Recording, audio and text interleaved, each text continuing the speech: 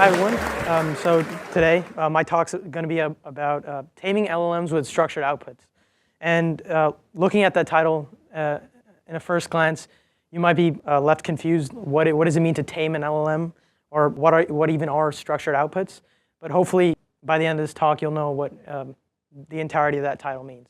So starting with LLMs, or large language models, you've probably heard of them in the past 2 years or so. Things like OpenAI's ChatGPT, Anthropic's Claude, or Google's Gemini. These are all models that take in text as input and they generate text as output. And they've shown their ability, I think, to all of us, and they've taken us all by surprise. And I would say 2 key factors, the first being reasoning. So on the right is an example where I asked an LLM, to ChatGPT in this case, to solve a single variable equation. And over the course of several steps, it showed accurate reasoning. And by the end of it, it correctly evaluated what x was in the context of that equation. And the second factor I'd say that where LLMs really shine is with creativity. So in this case, I asked an LLM to create a new Pokemon and generate information for a trading card for that Pokemon, including the basics: name, HP, type, and 2 attacks. And it was able to do that, and it creates a coherent coherent sort of like blob of text. There's a name that makes sense, 2 abilities that follow with whatever type the Pokemon is and its name, and everything just sort of seems to work all together. So that's an example of how LLMs are really creative in their outputs. But I think there's a big problem with LLMs, and that's that they're hardly consistent. What I mean by that is, I think, is best shown in an example. So in this example, I asked an LLM to write me a multiple choice geography question with 4 different answer choices. So it did exactly that. It said which country has the longest coastline, and gave 4 choices, and it said the correct answer is B, Canada. And then I asked it to do the same thing again. You can see slightly different question here, but what I want to point out when we put these 2 generations side by side is that there's a glaring difference, not only in, of course, the content, but also the formatting. Right? You can see on the left-hand side, ChatGPT chooses to use like parentheses to sort of like in each of the answer choices, and the correct answer is formatted completely differently compared to how it was formatted on the right-hand side. And the reason for that is that LLMs are non-deterministic. This means that you can give an LLM the same input, but it doesn't guarantee that the same output is going to be generated. And you might be thinking, why does that matter? As a human, I can comprehend both of these generations, and I see the formatting doesn't really matter much to me, but it's when you use your LLMs in code where things get a bit more dicey. And I would say that using LLMs in your code outright without any safeguards is actually very dangerous. And we'll follow through with this geography example, let's say, and see why that is. So let's say I have, instead of using like a manual workflow to generate those geographic trivia questions, I have like a programmatic workflow. So instead, I have a method called generate trivia question that returns a response from an LLM like ChatGPT. And then I have another method called parse trivia question. And that method is just responsible for taking that output and making it into something that I can use to then display that question in my own UI.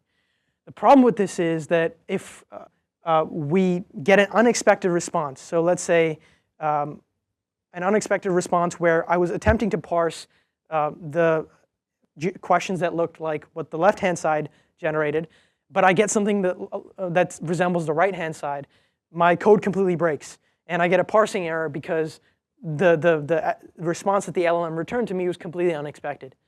And the good news about this is that you can actually work around this. And there's a couple different ways to do so. And the first one that may intuitively come to your mind is, hey, we can maybe just ask the LLM to give us the output in like JSON, right? Give me the output in this specific format. And that's called prompt engineering. So when you modify a prompt to optimize the output, that whole process is called engineering the prompt. And so in this case, I did exactly that. So I added a small message right after my initial request, and I said that the output should follow the JSON schema below, where there's a question, there's choices in an array, and then an answer, and then provide me the index of the correct answer as it corresponds to the choices array.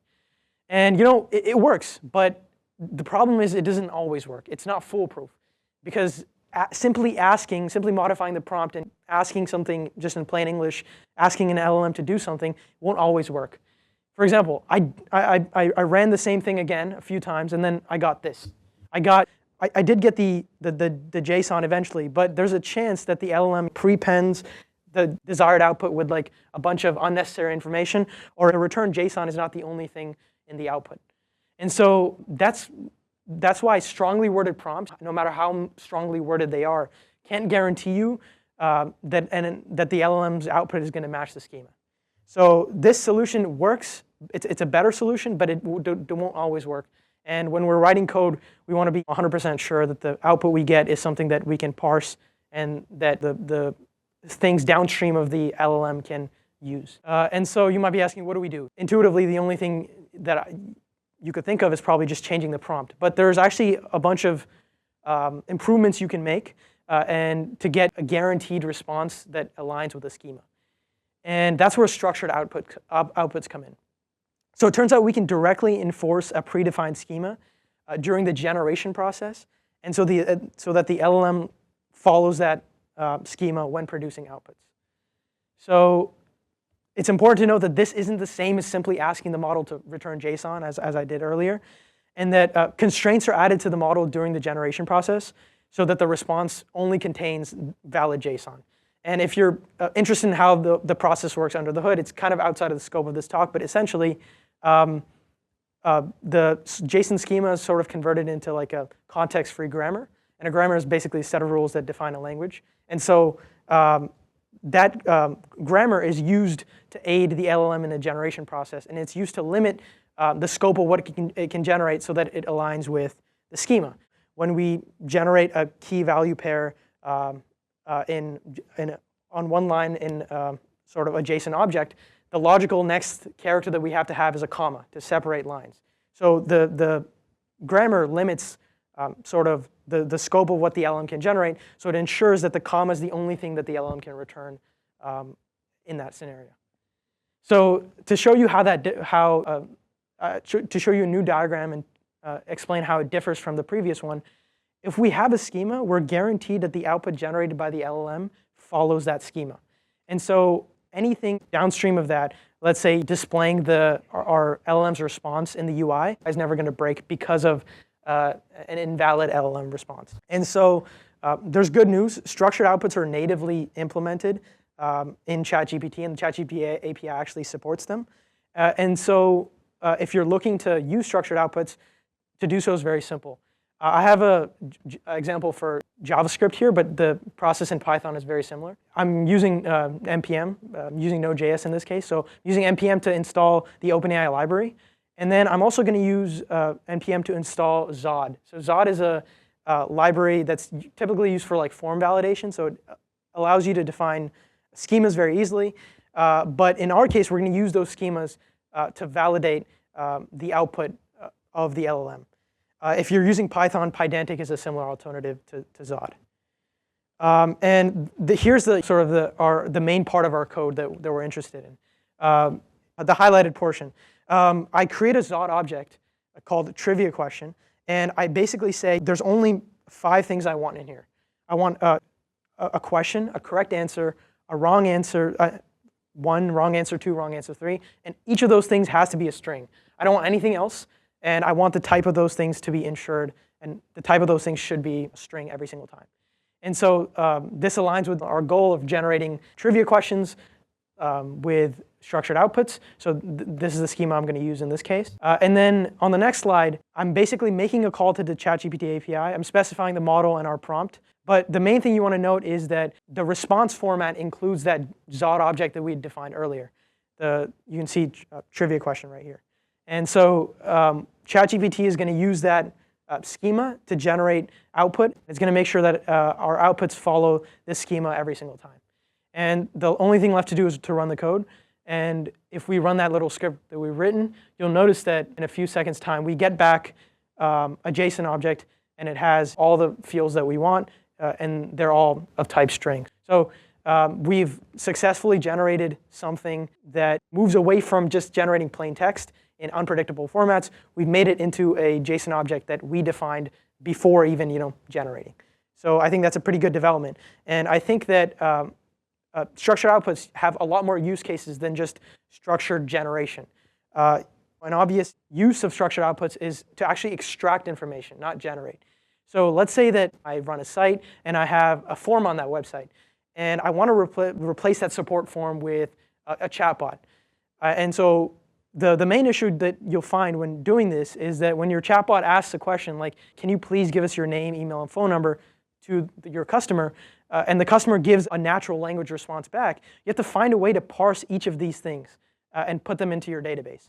And so without structured outputs, that's pretty hard because, as we said, we can't guarantee that LLMs are going to return a response in a specific format. But with structured outputs and a prompt to accompany them, like something like parse the full name, email, phone number from the following text messages, we can get the output to be in the format we want every single time. And so you can kind of replace something like a form with more natural chat, and that creates for a better user experience in some cases. So that's one use case for structured outputs in structured extraction. There's also a more advanced use case of function calling. So this one is a bit more complex, but let's assume that we have an app. It's a weather app, but it's not like a typical weather app where you just go and check the weather in any city. Instead, it's an app where you basically ask a question in natural language, and then the app gives you back a response that's complete and accurate. So let's say a user comes to our app and asks us, should I wear a coat in DC today? And so the first thing you might be thinking is, OK, we just take that query and we send it to ChatGPT and we ask for an answer. But the problem is ChatGPT doesn't have access to current data. It's a model that was trained probably months ago, and it has no way of accessing what the weather is in any given place. But what if we give ChatGPT the user's query, but we also give it a list of functions that we've written? So let's assume that I've written a function called getWeather, and it takes in a parameter, let's say, of type string, and it's the parameter is called city. ChatGPT can then take that information, the query and the list of functions, and it can say, hey, I don't have access to weather data, so I want you to first give me the result of this function call. So it'll give us the function name and then whatever arguments, and then it'll send that back to us. We execute that code. We take the response from that function and send it back. And so we're giving ChatGPT access to data that it doesn't have, and it's asking us for that information ourselves. Once we give it back the data from the weather data that we got from executing the getWeather function, let's say in DC that day the weather's 82 degrees Fahrenheit, 0% chance of rain, ChatGPT is able to make a complete and accurate response, and it can send us back something like, it's hot, no need to wear a coat today, and we can return that to the user. So that's an example of how you can combine your own functions that you've written that maybe pull more current, accurate data with an LLM that has the ability to process natural language and sort of make those complex reasoning decisions. And so I think, I hope that throughout this talk, you've kind of seen a bunch of real-world applications that LLMs can have, and how structured outputs enable those applications, and add like sort of guardrails to LLMs when we use them in software. But I basically want to talk about why I got into structured outputs to begin with, and that's because I'm a second-year student at the University of Maryland. But in my free time, I'm building a platform called Azigi. And what Azigi is it's basically a web app that allows teachers to transform their educational materials into live interactive game shows. And so as a student, I liked when my teachers used to sort of play these interactive games. But the issue was that it takes a lot of time, and it's a lot of work for them. And frankly, the exams or creating actual material for us to review with, rather than creating these games, which are very time-consuming. So I sort of built a platform where you can upload your documents, audio recordings from your lectures maybe as a teacher, and structured outputs are actually used in the process when we take those documents and convert them into a Jeopardy game, let's say, a full-on 6x5 grid of 30 questions that people can play with. And so yeah, that's kind of how I got into structured outputs. And my main goal with this talk was basically to outline how AI can be used in software safely. It's my hope that we can continue to incorporate a lot of these new models that are coming out that are unlike anything we've ever seen before. They're very powerful, and they have a wide variety of applications. And it's my hope that combining them with software can lead to a better future for a lot of people. Thank you.